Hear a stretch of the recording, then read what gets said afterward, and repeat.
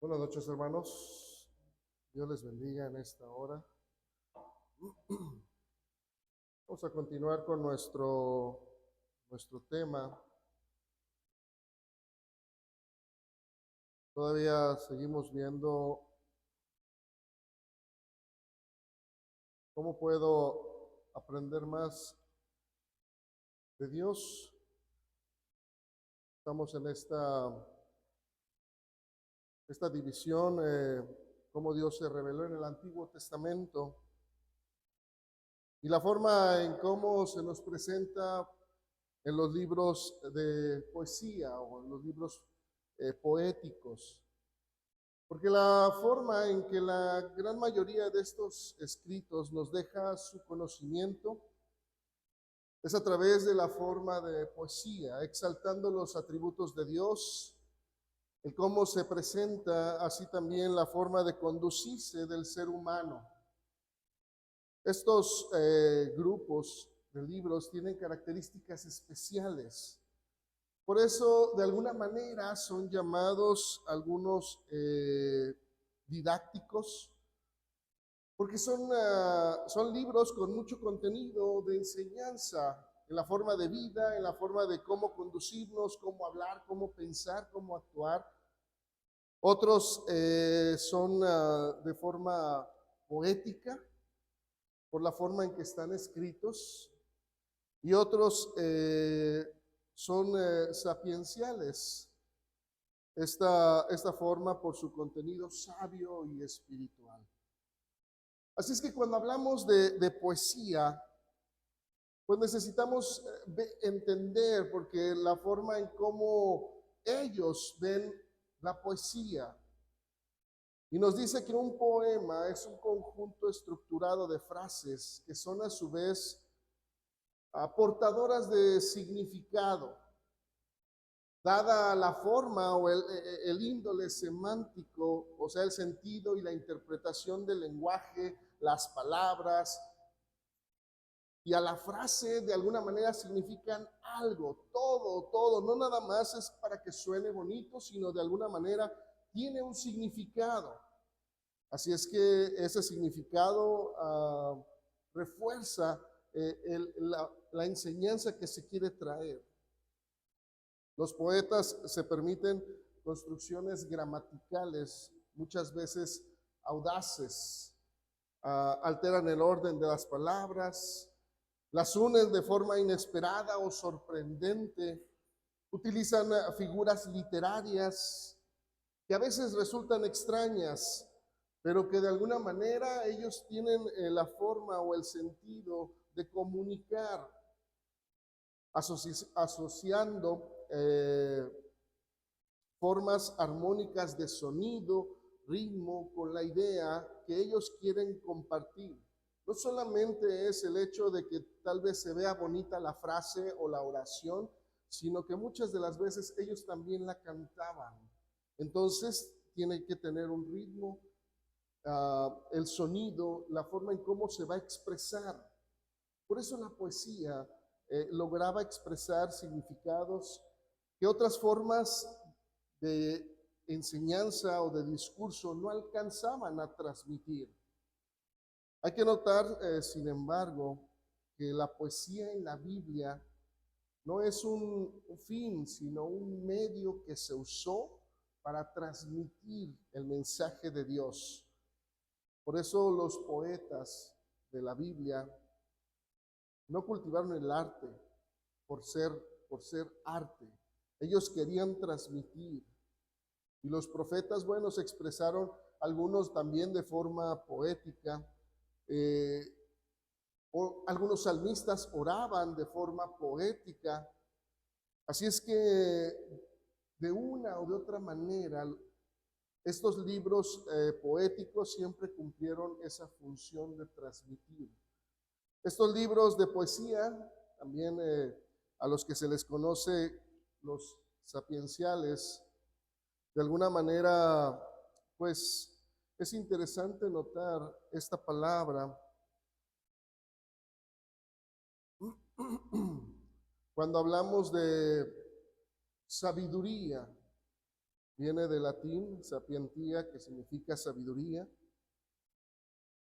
Aun cuando puede parecer que se habla de cosas diferentes, se hace referencia al contenido que lleva en sí la esencia moral, práctica, para que el oyente pueda atender. Cuando hablamos de la sabiduría hebrea, capturada en estos libros, uno puede considerar la sabiduría práctica, que consiste principalmente de dichos sabios que ofrecen guía para una vida de verdadero éxito y felicidad. Uno de ellos es precisamente el libro a los Proverbios. Es el ejemplo supremo de esta sabiduría, o donde se maneja más esta sabiduría práctica. Y también podemos encontrar en esta sabiduría hebrea lo que es la sabiduría especulativa, la cual es más para reflexionar en los problemas que normalmente como seres humanos tenemos, con el sentido, el valor de la vida, la existencia del mal en el mundo. Entonces, conlleva y nos ayuda precisamente a entender un poquito más de qué tratan estos libros de poesía. Y en este caso, pues, de sabiduría especulativa, pues lo podemos ver mucho más allegado en este primer libro, que es el libro de Job. Dice ahí en Job capítulo 42, versos 5 y 6, de oídas, dice, te había oído, mas ahora mis ojos te ven. Por tanto, me aborrezco y me arrepiento, dice, en polvo y ceniza. El nombre de Job tiene un significado especial. El que soporta la aflicción, grito de aflicción, o también se define o lo traducen, el que se vuelve a Dios, el que llora o clama. Este libro poético ha sido honrado desde hace mucho tiempo,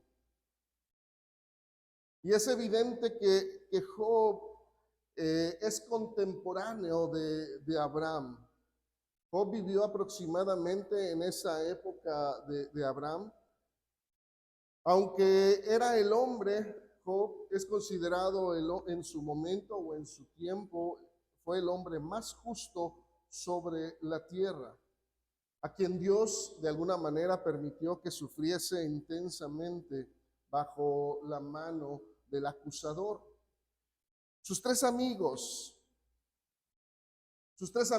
asumieron que para merecer un sufrimiento tal como el que estaba padeciendo Job, tenía que haber hecho algo, tenía que ser culpable de algún pecado escondido, que de alguna manera el Creador lo había visto, y por eso estaba sufriendo ese tormento.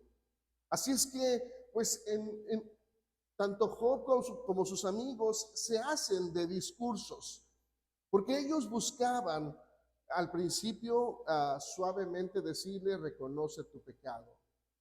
Job también al principio empieza suavemente a decir, yo soy inocente, pero fue aumentando tratando de arrancarle esa confesión al respecto.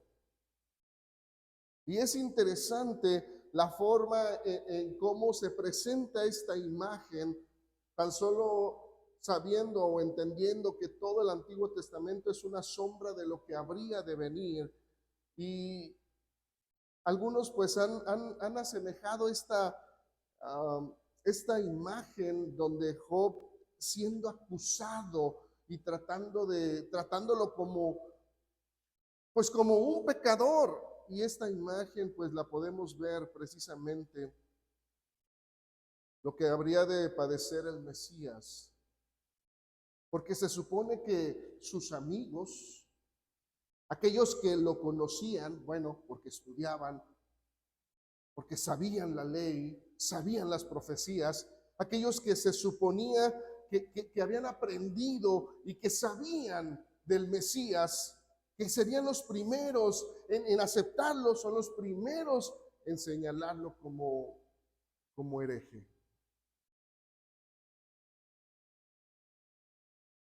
En la historia en que vemos a Job, siempre él defendió su postura, su propia inocencia. Pero también una de las cosas que podemos ver en la historia es que ese sentimiento se sentía de alguna manera como ese orgullo propio, como una justicia propia. Y entonces, de alguna manera aparece un cuarto personaje, Eliú, un hombre más joven, esperando que todos los amigos más viejos, más experimentados, se suponía, y era parte de la historia y de la forma en cómo ellos se conducían. Hablaba el más grande porque se suponía que tenía más sabiduría, y luego el siguiente, hasta el más pequeño, más joven. Así es que hasta el último habla Eliú. Pero este hombre habla verdaderamente de parte de Dios. Palabras tales que afectan a la conciencia de los amigos y un poco también a la conciencia de Job. Aunque nunca nunca se fue contra Dios para renegar de esa posición acusando a Dios, pero en cierta manera sí se sintió mal a Job. Y entonces Eliú también le habla a Job, le habla al corazón de Job. Eliú evidentemente es un tipo de nuestro Señor Jesús, el intérprete de los caminos de Dios, el cual nos trae lo que necesitamos conocer y saber acerca de Dios. Así es que Dios, en la historia de Job, él habló desde un torbellino y él señala, ahora habla con Job, mostrándole la sabiduría de Dios contra lo que el hombre a veces piensa y cree saber y conocer acerca de Dios. Y entonces llega Job a decir, ciertamente no conozco nada. De oídas te había oído, mas ahora mis ojos te ven. Y por eso Job dice, me aborrezco y me arrepiento. Porque sí, tal vez llegué a pensar, sentir, pero yo sé que tú eres verdadero. Y pues sabemos la historia. Job es restituido y Job de alguna manera pues sigue siendo ese hombre increíblemente querido por Dios. A través de este libro nosotros podemos aprender mucho de él, pero ahorita nada más vamos a ver esta pequeña introducción. El siguiente libro que que viene en poesía es el libro de los Salmos. Dice en el Salmo 1, verso 1, bienaventurado el varón que no anduvo en consejo de malos, ni estuvo en camino de pecadores, ni en silla de escarnecedores se ha sentado. Así es que los Salmos, al igual que Job, es este libro poético, una colección salida de varias plumas de diferentes escritores que fueron inspirados por Dios. Normalmente se los atribuimos a David, Salmo, escritor David. No, la gran mayoría fueron escritos por él, pero no todos. Tenemos en los escritores a David, sí, con 73, a Coré, 11, a Asaf, 12, Salomón, 2. Tenemos también a Moisés, 1, Emán, 1, Etán, 1, Yedutum, 1, y hay a 48 que de alguna manera no se define específicamente quién es el escritor. Es desconocidos. Pero todos todos están arreglados en perfecto orden para la influencia del Espíritu de Dios en la vida del pueblo de Israel. Porque llevaban ese espíritu de consolación.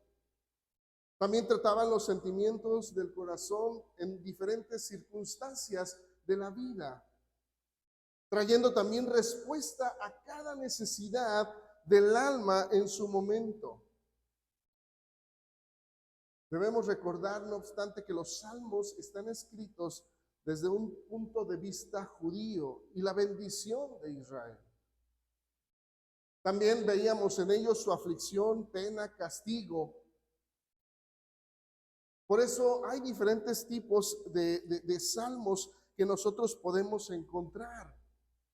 Salmos que son como himnos, o sea, canciones de adoración, acción de gracias también dirigidas a Dios. Salmos de lamentación, son los que expresan la queja de parte del escritor. Aquellos salmos, aunque parece algo como que, pues, yo creo todos hemos tenido un salmo como este, los salmos que solicitan juicio o imprecatorios. Son los salmos que expresan la petición de un juicio contra los enemigos. Salmos históricos que expresan gratitud, asombro a través de la historia, de la obra redentora de Dios por su pueblo. Sapienciales que traen sabiduría al corazón. Y los reales son aquellos que van dirigidos específicamente al Rey de Israel. Con todo esto, de ninguna manera, pues resta mérito las bendiciones espirituales que se encuentran en este libro de los Salmos. Y algo que podemos encontrar en ello y que para nosotros pues es un tesoro, es precisamente que ellos hablan de Cristo. Aquí encontramos mucho de nuestro Señor Jesús. ¿Por qué? Porque aquí encontramos, por ejemplo, cuando pueden verse que Jesús es Dios. Podemos ver también los atributos del carácter de Dios aplicados a nuestro Señor Jesús. También podemos encontrar la vida, el ministerio de nuestro Señor Jesús en los Salmos, el sufrimiento y la pasión, lo que iba a padecer nuestro Señor, y también pues la exaltación de Jesús. Entonces, es un libro para quienes queremos encontrar a Cristo. Los salmos realmente nos muestran al Señor profetizado ahí y hablado de forma poética. El siguiente libro es el libro de los Proverbios. Decía el escritor ahí en Proverbios capítulo 1, versos 5 y 6. Dice: oirá el sabio y aumentará el saber, y el entendido adquirirá consejo, para entender proverbio y declaración, palabras de sabios y sus dichos profundos. El libro de Proverbios, escrito por el rey Salomón en sus años pues más jóvenes, un libro que trae esa sabiduría en donde hay instrucciones referentes a cada aspecto de la vida, a cada aspecto de nuestra conducta como personas. Así es que su gran y excepcional verdad es sencilla. Él llega a un principio básico en la vida. Y por eso él dice: el principio de la sabiduría es el temor de Jehová. Desde ahí parte todo, dice, en la forma en cómo él ve la vida. Por eso sus advertencias contra males, pues son acompañadas por las instrucciones que de alguna manera Él nos muestra para poder evitar los males en la persona. Presenta las cosas de una manera directa, de tal forma que el lector pueda entenderlo sin estar interpretando de forma clara, apropiada. Él va a la raíz de los asuntos, de los conceptos como ser humano o como persona. Así que él va exponiendo como lector o como escritor para el lector la forma real de actuar en nuestro corazón. Trata con los pensamientos, trata con la boca, los labios, la lengua, el oído, el ojo, la mano, el pie. Muestra de alguna manera los resultados de los pensamientos, las palabras, las acciones buenas o malas, en donde Él nos muestra la cosecha. Así es que por eso él mostraba sus consejos y le decía, por ejemplo, hijo mío, ahí en Proverbios 4, 20 al 22, está atento a mis palabras, inclina tu oído a mis razones, no se aparten tus ojos, guárdalas en tu corazón, porque son vida a los que las hallan y medicina a todo su cuerpo. Estas palabras, estos principios apropiados del reino de Salomón, que fue establecido realmente pues en paz, están muy relacionados con lo que hizo el Señor precisamente hablando del reino de Dios en el Sermón del Monte. De alguna manera, pues Salomón muestra cómo conducirse para estar en paz, para estar bien. Y cuando nuestro Señor habla acerca en el Sermón del Monte, pues Él generaliza y nos ayuda precisamente a llegar al reino de Dios. Hace una muy bonita comparación. Se hace una muy bonita comparación entre el libro de Proverbios y este Sermón del Monte que el Señor tuvo del capítulo 5 que podemos ver hasta el capítulo 7. El libro de Eclesiastés decía ahí el escritor en Eclesiastés capítulo 2, verso 11. Él decía, miré yo luego todas las obras que había hecho mis manos y el trabajo que tomé para hacerlas, y he aquí todas eran vanidad y aflicción de espíritu, y sin provecho, dice, debajo del sol. Como sabemos, Eclesiastés se define como el predicador. También este libro es escrito por el rey Salomón, pero este libro es escrito en sus años más avanzados. Es un contraste entre estos dos libros, entre Proverbios y Eclesiastés. En este libro de Eclesiastés, el rey Salomón expone por inspiración de Dios el resultado de toda sabiduría humana, de las ventajas y aspiraciones humanas o terrenales, de toda la indulgencia que la riqueza y la sabiduría pueden conseguir y que pueden mostrarse la promesa justa de producir la suma de felicidad en esta tierra.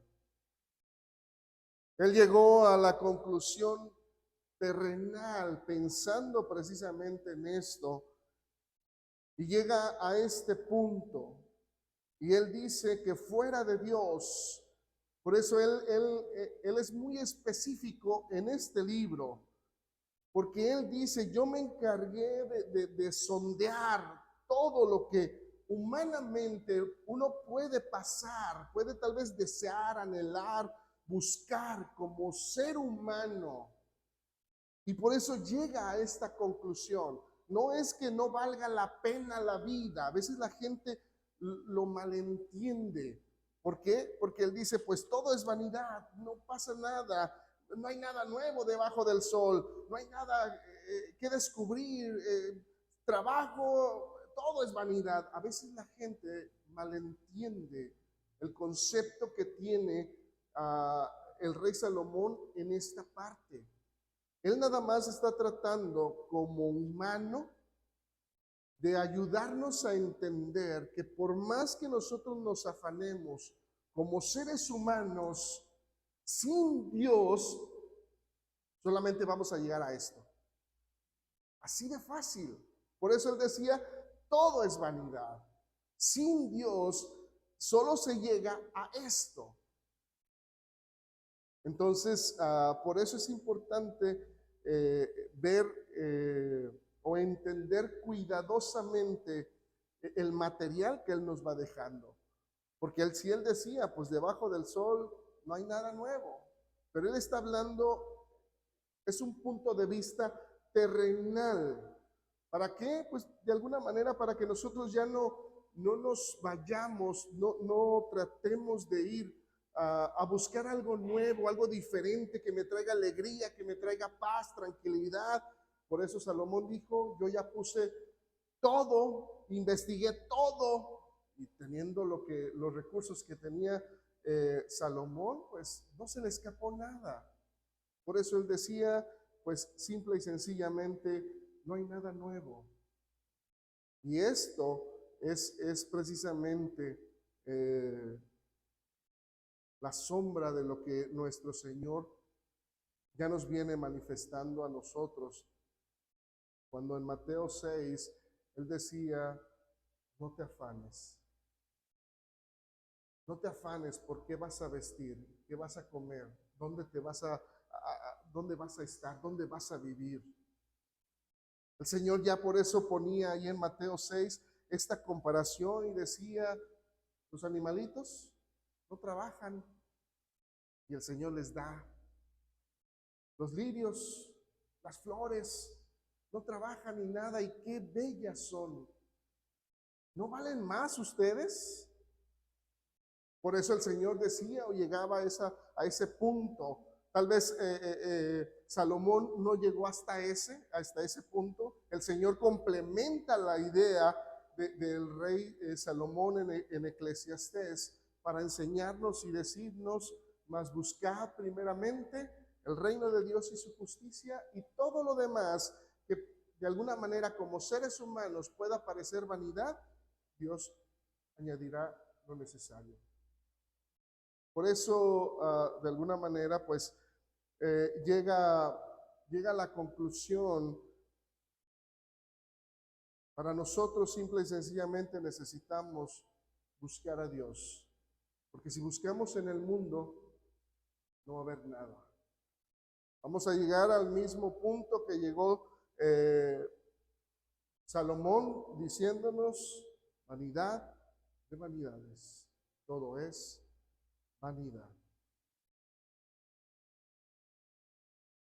Y el último libro de poesía que tenemos es el Cantar de los Cantares.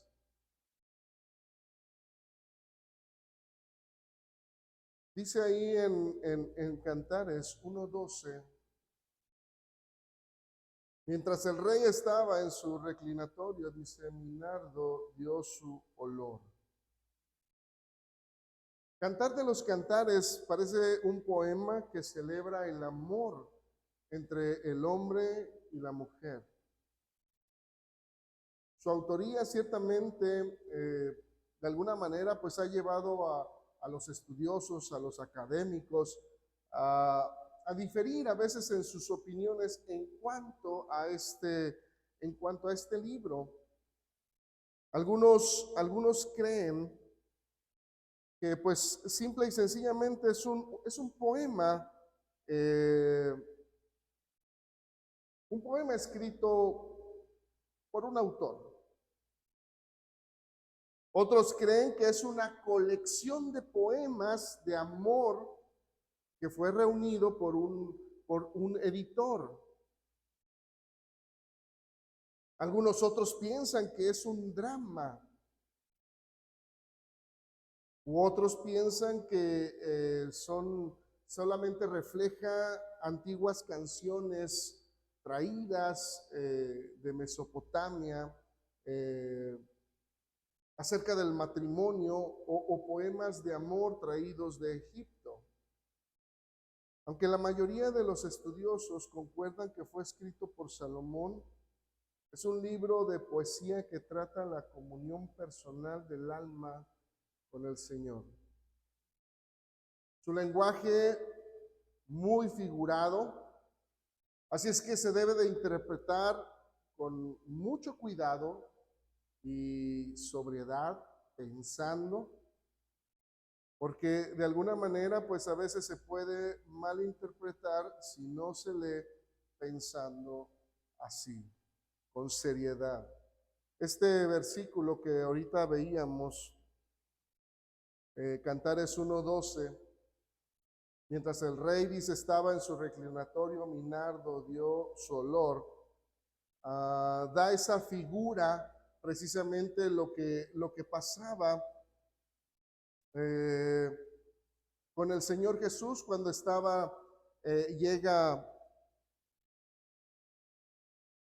llega María de Betania con ese precioso perfume de nardo puro, símbolo de la fragante adoración que deleita el olfato de Dios.